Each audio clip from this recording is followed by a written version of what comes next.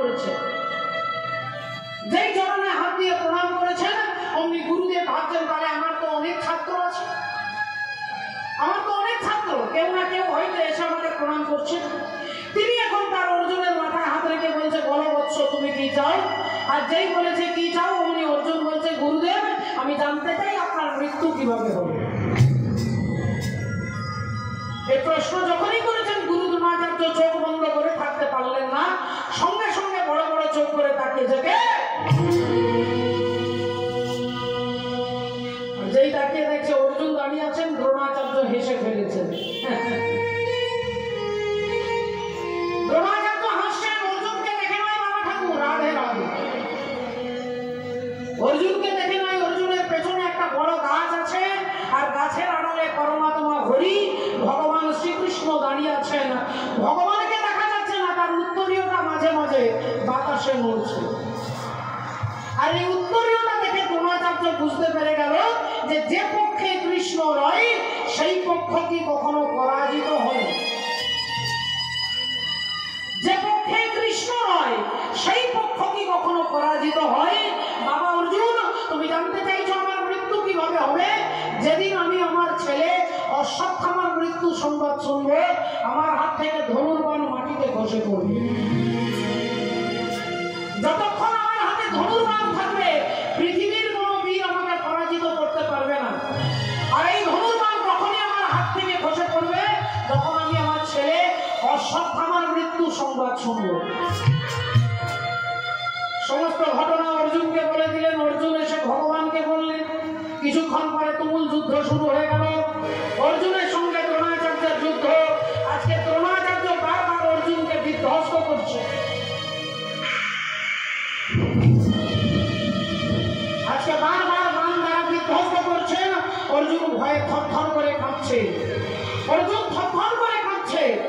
গুরু দ্রোণাচার্যের সঙ্গে আজকে তিনি কিছুতেই যুদ্ধ করতে পারছে না, ভয়ে কাঁপছে, সারা দেহ থেকে দরদর করে ঘাম ঝরছে। আর এমন সময় অন্তর্যামী ভগবান তিনি মনে মনে চিন্তা করলেন, রাধে রাধে। দেখতে পেলেন মানব রাজা ইন্দ্রবর্মা, আর সেই ইন্দ্রবর্মার একটা পোষা হাতি আছে, যে হাতিটার নাম হচ্ছে অশ্বত্থামা।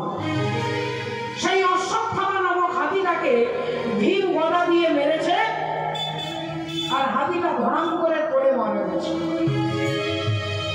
যেই ভীম গদা দিয়ে মেরেছে হাতিটা ধরাম করে পড়ে মারা গেছে। আর যেই মারা গেছে উনি ভগবান অর্জুনকে বলছে, অর্জুন বলো বলো অশ্বত্থামা মারা গেছে। বলো অর্জুন, বলো অশ্বত্থামা মারা গেছে, বলো। অর্জুন বললেন অশ্বত্থামা মারা গেছে? আর ওই তো অশ্বত্থামা দাঁড়িয়ে আছে, ওই তো অশ্বত্থামা বেঁচে আছে। আর যে মারা গেছে সেটা একটা হাতি, হাতিটা মারা গেছে। ভগবান বললেন এটাই বলো, এই ট্যাবলেটেই কাজ করবে, বলো অশ্বত্থামা মারা গেছে। অর্জুন চিৎকার করে বলে উঠলেন, অশ্বত্থামা মারা গেছে। যেই বলেছে অশ্বত্থামা মারা গেছে, গুরু দ্রোণাচার্য ভয় থরথর করে কাঁপছে, আর কাঁদতে কাঁদতে বলছে, আমার ছেলে, আমার পুত্র অশ্বত্থামা, আমার পুত্র অশ্বত্থামা মারা গেছে।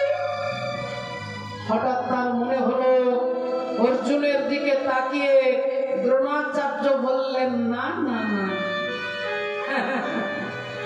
না না না অর্জুন, তুমি বানিয়ে মিথ্যে কথা বলতে পারো, কারণ আমি তোমাকে সকালে বলেছি আমি আমার ছেলের মৃত্যু সংবাদ শুনলে আমাকে হারানো সম্ভব, তাই তুমি আমাকে দুর্বল করবার জন্য তুমি মিথ্যে কথা বলছো। আমি তোমার কথা বিশ্বাস করতে পারছি না।